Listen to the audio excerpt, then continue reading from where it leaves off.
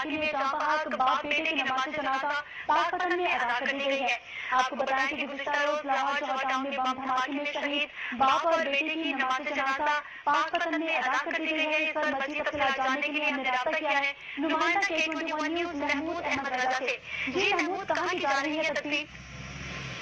جی بالکل گزشتہ روز لاہور کے علاقے جوہر ٹاؤن کے دھماکے میں پاک پتن کے رہائشی محلہ اشرف پورہ کے جو رہائشی تھا عبدالخالق نام ہے اور اس کا 6 سالہ بیٹا عبداللہ شہید ہوئے تھے، جبکہ بیوی اور 3 بچے بھی شدید زخمی ہوئے تھے۔ بات بیٹے مرحومین کی جو میت پاک پتن پہنچی وہ ہر آنکھ اشکبار نظر آئی۔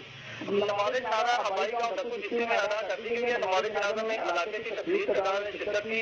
اس کے ساتھ ساتھ بتا دیں کہ شہید ہونے والے عبدالخالق لاہور میں رقص کھلا کر اپنے بیوی اور بچوں کا پیٹ پارا تھا۔ جی گزشتہ روز لاہور دھماکے میں جاں بحق باپ اور بیٹے کی نماز جنازہ پاک پتن میں ادا کر دی گئی ہے۔ اسی حوالے سے محمود احمد رضا ہمیں تفصیلات سے آگاہ کر رہے تھے، آپ کا بہت شکریہ۔